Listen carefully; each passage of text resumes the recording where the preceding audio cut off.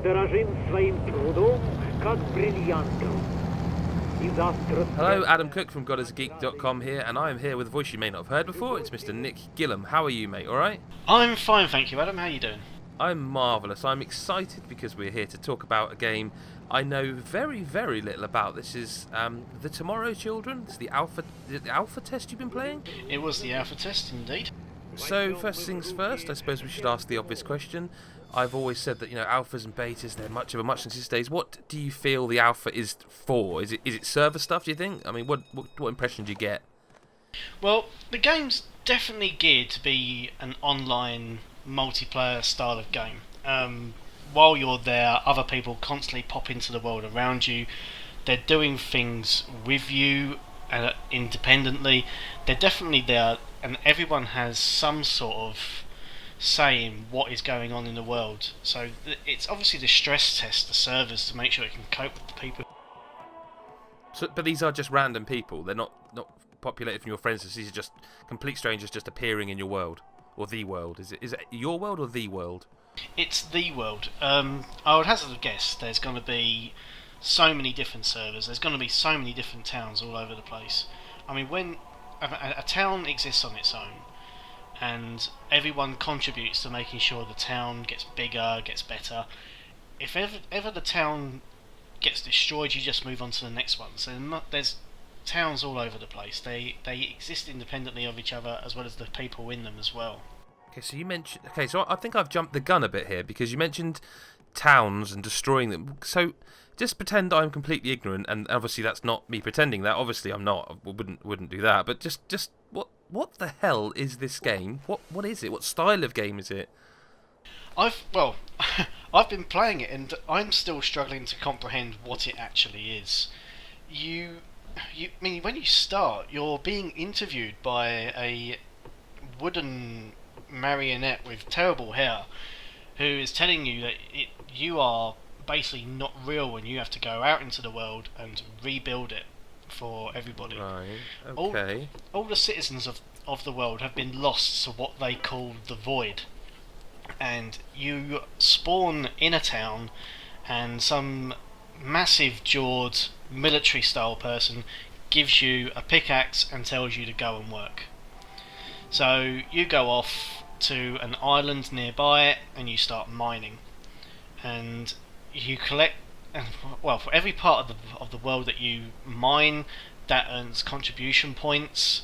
For every last resource you bring back, that earns contribution points, and all these resources go into making the town bigger, better, improvements coming all over the place. Turrets will pop up around the outside. They do have a use. Don't worry about that. Right. But essentially, to me, it seemed to be what can really be described as a hard labour simulator,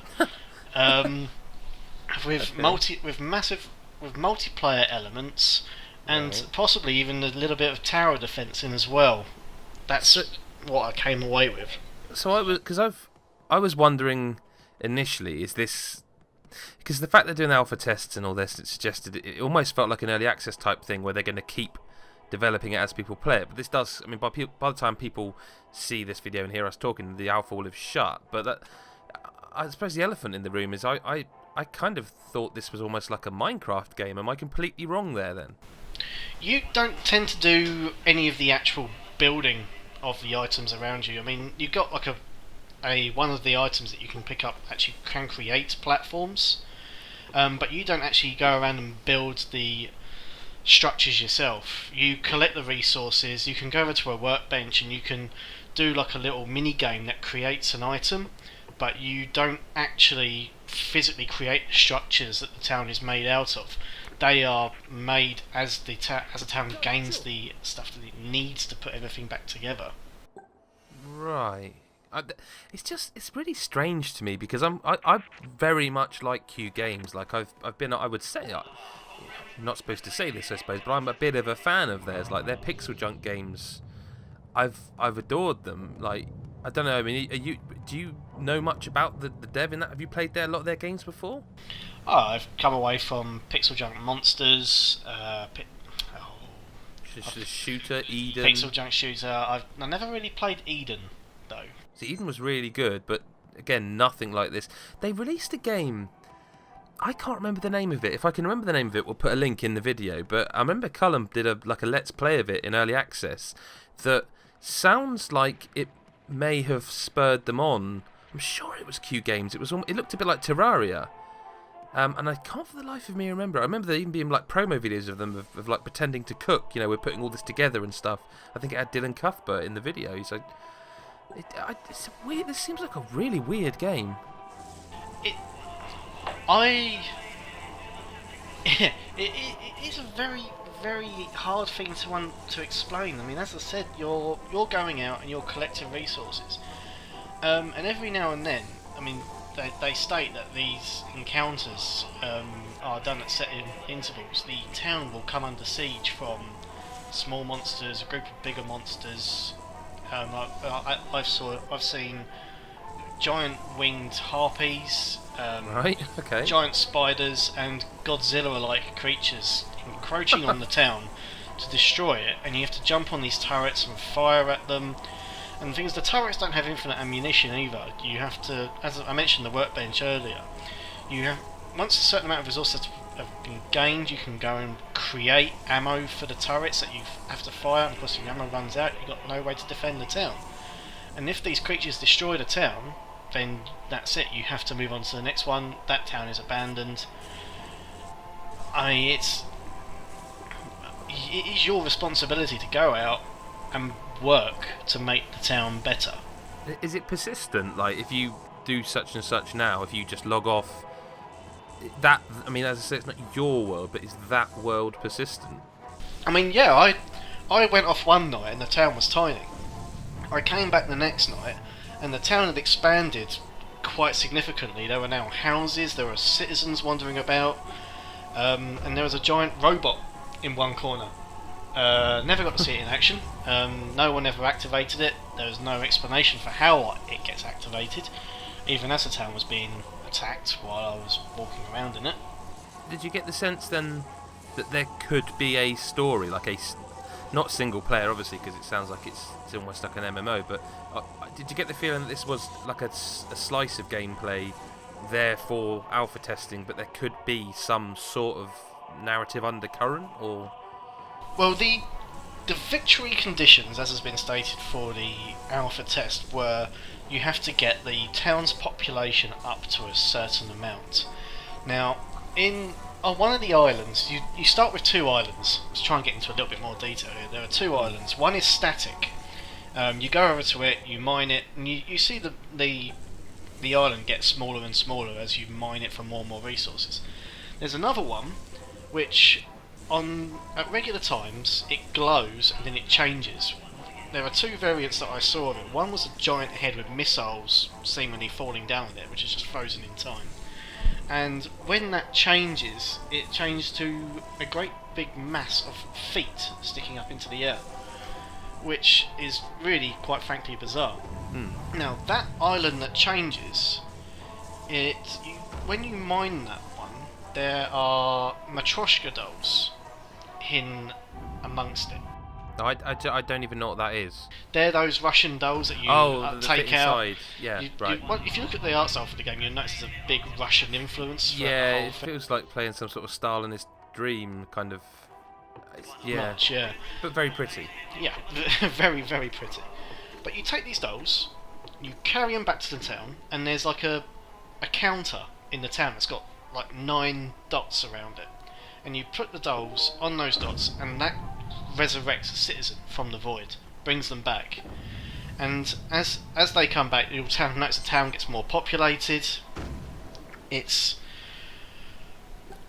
just odd. I mean, Sony have got a thing for plucking out the most obscure titles from nowhere, and this just seems to be another one of those sort of things that you'd never realise that somebody would pick up. As I said, it looks like a game that's all about hard work. You go out, you mine, you dig, you might have to kill something, but you are physically going out and doing back-breaking labour for no real reward, really. apart from I mentioned like everything you do is like a contribution to the town. Right. For instance, so you mine an area, you might not get anything out of it, but that's considered to be a contribution. You bring back a resource, that's a contribution. You kill an enemy, that's a contribution. There's a hub in the middle of the town. Hang on. How do you kill enemies? What do you mean with the turrets, or is it? Can you know, is there combat? You can buy shotguns from the vendors, Right. which allow you to get a little bit more up close and personal.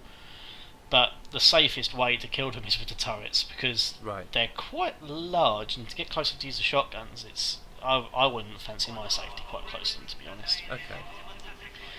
To be honest, this has kind of confused me more. I still don't. It sounds kind of cool and interesting, but also just that quirky doesn't seem justice enough, you know. It's a lot to try and take in and try to explain. It's so many different things. That's why I said it's quite difficult to pin it down to what genre it actually is.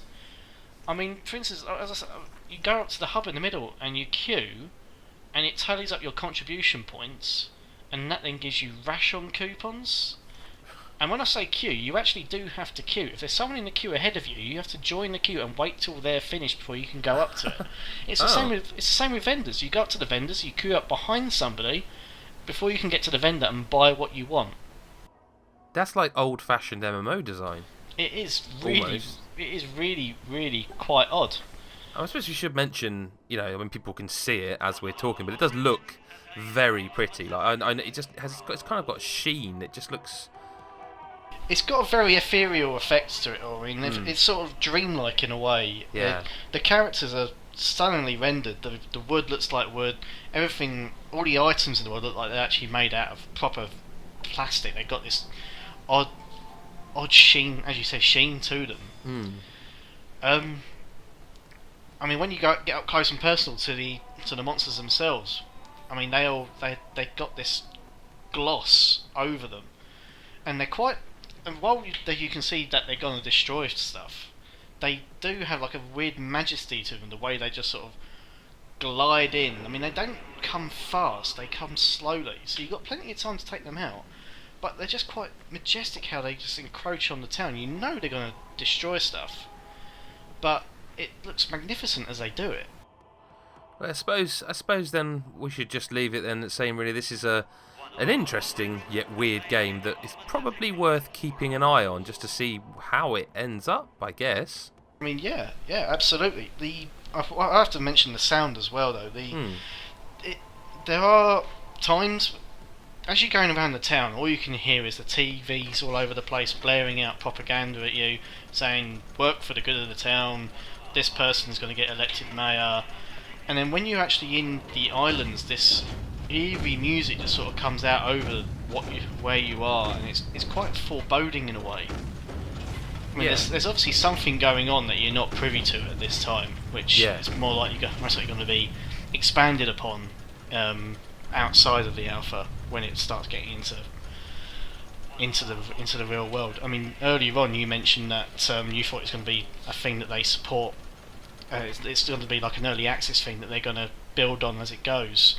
But the thing with MMOs is that they are always iterating, they're always changing and making improvements. So I wouldn't put it past them once this goes into a full-on release that they will make improvements to it as it goes on.